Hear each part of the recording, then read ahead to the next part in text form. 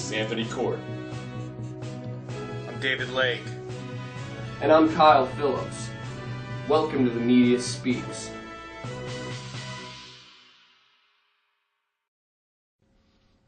As the endgame grows near and the police state becomes more apparent, more people are waking up to the fact that the ideologies of the mainstream are not that of reality. With information from activistpost.com, please welcome TheMediaSpeaks' newest member and reporter, reporting on 10 signs that you may be fully awake. With that, let's go to David Lake. Thanks, Kyle, and thanks for this opportunity to report for TheMediaSpeaks. I'm honored, my friend, and you can trust that I'm gonna bust. Alright, I'm DLAKE for PREZ, David Lake. Check this out. Here are 10 signs you may be fully awake. 1.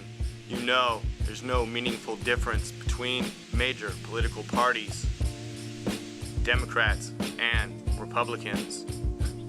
Just went to 7-Eleven this morning to get a cup of coffee, and it was like, hey, you want a large cup of coffee? Do you want the Romney cup or the Obama cup?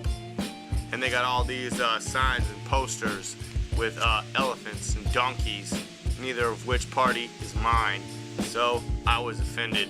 Number 2, you understand that the Federal Reserve, or international central banking more broadly, is the engine of our economic problems. Debt slavery is the totalitarian force that threatens all of humanity. Not some temporary political puppet or some greedy Wall Street trader. You occupiers, you understand what I'm trying to tell you? Someone set you up to camp out there, and you weren't attacking the real enemy, okay? So get your act together. Let's go after the real enemy here. We're waking up, as in enlightened and illuminated. Number 3, you know that preemptive war is never necessary. When we realize that self-defense is the only acceptable form of violence, then we become awakened as human beings, like Bruce Lee.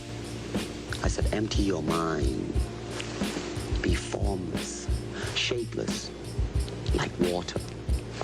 Now you put water into a cup, it becomes the cup. You put water into a bottle, it becomes the bottle. You put it in a teapot, it becomes the teapot.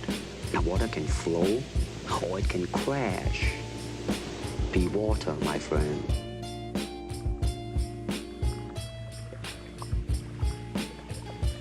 Number 4, you know that you're being systematically poisoned. How, by whom, and why?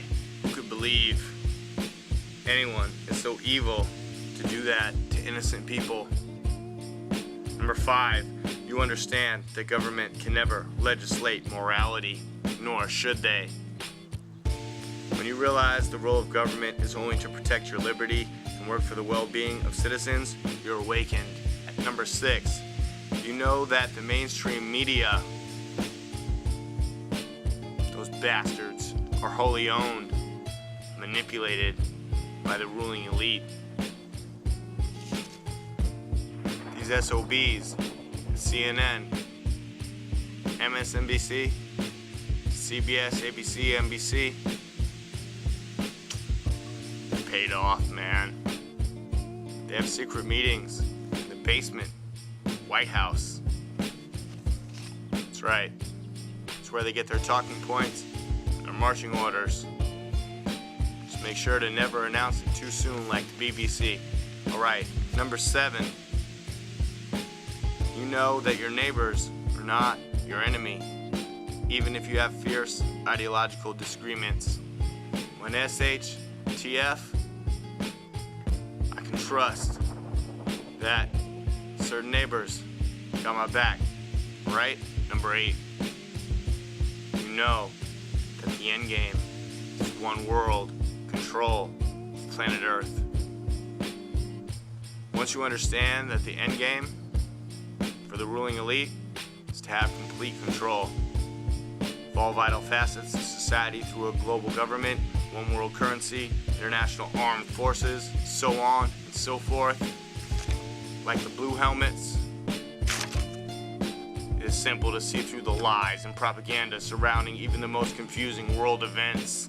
You will never go back to sleep when you fully accept this reality. Number 9, you recognize that there are esoteric powers manipulating our physical world.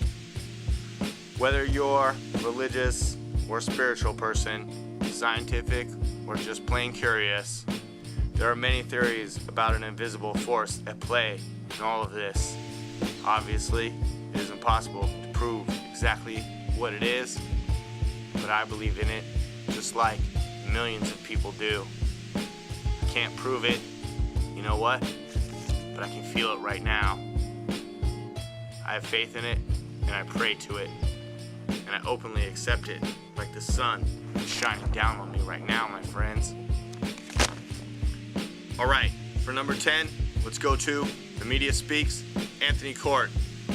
I'm DLAKE for PREZ reporting for TheMediaSpeaks.com. Kort, take it away. Thank you, DLAKE, for that awesome report. And I'm going to get into that 10th reason that you know you're fully awake. And that reason is the power to change the world rests with you and you alone. For too long, people have believed themselves to be weak or relied on others to change the world for them.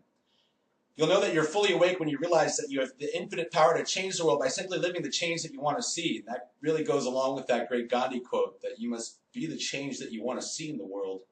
And the article continues, first, you have to identify the principles that you believe in and then go out and live by those principles. If you just a small minority took the steps to do this, it would be shake the establishment at its core. What kind of world do you want to live in? And the article ends with that, but we shouldn't let it end just there. I bet there are many people who would love for me to shut up about this stuff once in a while and, talk about the weather, the sports, how the Niners doing, how those Giants doing, whatever. But I can't just sit here while our future is sold away. And while we sit screaming from the sidelines, they keep throwing the sheep these curveballs with their dinosaur picture, the mainstream media. We need to stick together. That's why Kyle, DLAKE, and I are uniting. Because if we stick together, we are indivisible. What kind of world do we want to live in? One controlled by a sick banking elite who control all the mainline parties? Well, I don't know about you, but I'm sick of Pepsi and I'm sick of Coke. Same taste, different labels. The false choice is under scrutiny and fighting tooth and nail to protect itself. They're losing. They're pulling out all kinds of distractions. Abortion, gay marriage, immigration, all types of things. And then they don't end up pursuing all of these issues on a federal level once they gain office. It's just all a big circus. These reasons are the spirit within us telling us to save our brothers from the iron fist of tyranny. So many people were upset about the initiating a war in Afghanistan and Iraq. Where are you now? We're still occupying these countries. Whether they choose to call it a war, reconstruction, whatever, we're there.